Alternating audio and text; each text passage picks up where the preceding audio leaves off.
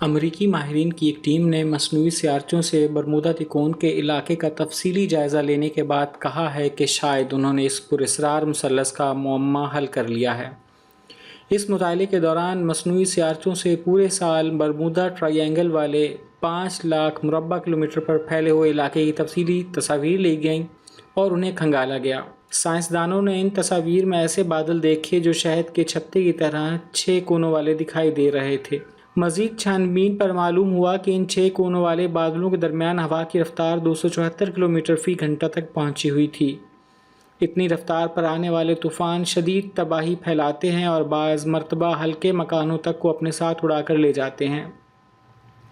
Colorado university میں satellite موسمیات کے ماہر ڈاکٹر اسٹیو ملر کا کہنا ہے کہ جب ہم نے ریڈار سیٹلائٹس کی مدد سے یہ معلوم کرنے کی کوشش کی کہ ان بادلوں کے نیچے سمندر میں کیا ہو رہا ہے تو انکشاف ہوا کہ ان بادلوں کے نیچے سمندری ہوا کی رفتار 170 میل فی گھنٹہ تھی۔ اتنی تیز ہوا 45 فٹ بلند لہریں پیدا کرنے کے لیے کافی ہوتی ہے۔ یہ ہوا بادل کے نچلے حصے سے سمندر کی طرف سفر کرتی ہے اور اس تیز رفتاری کے ساتھ سمندری سطح سے ٹکراتی ہے کہ ایک دھماکہ ہوتا ہے، اس لیے اسے ایئر بم کا نام دیا گیا ہے۔ جب ہوا سمندر کی سطح سے ٹکراتی ہے تو انتہائی بلند لہریں پیدا ہوتی ہیں۔ نیچے کی جانب ہوا کی یہ رفتار کسی بھی ہوائی جہاز کو کھینچ کر اپنے ساتھ سمندر میں لے جا کر غرق کرنے کے لیے کافی ہے۔ ایسے ہی بادل برمودا ٹرائی اینگل کے مغربی حصے پر بھی دیکھے گئے جو بہت بڑے تھے۔ یہ 20 سے 55 میل کے علاقے پر محیط تھے۔ گزشتہ صدی کے دوران برمودا مثلث میں سینکڑوں بحری جہاز اور 1000 سے زائد افراد لاپتہ ہو چکے ہیں، جبکہ یہاں غائب ہو جانے والے 75 طیارے اس کے علاوہ ہیں۔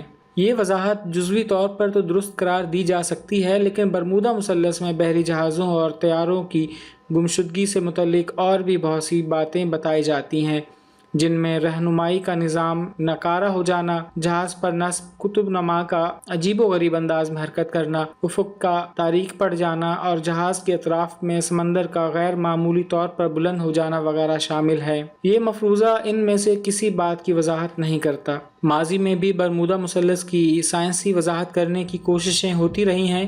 کبھی سائنسدانوں نے یہ کہا کہ شاید اس علاقے میں سمندری تہہ سے میتھین گیس کی بڑی مقدار یکایک خارج ہوتی ہے، تو کبھی اس معاملے میں بدمعاش موجوں کو قصوروار ٹھہرایا گیا۔ اس سب کے باوجود برمودا ٹرائی اینگل کی پراسراریت میں سچائی سے زیادہ من گھڑت کہانیوں کا زیادہ دخل ہے، اور سمندر میں ہونے والے بہت سے ایسے واقعات بھی برمودا ٹرائی اینگل سے منسوب کر دیے گئے ہیں جو کسی اور جگہ ہوئے تھے۔ یہی وجہ ہے کہ سنجیدہ سائنسی ماہرین کے نزدیک برمودا ٹرائی اینگل میں کوئی پراسراریت ہرگز نہیں، بلکہ اس کی شہرت خود انسان کی اصرار پسندی کا نتیجہ ہے۔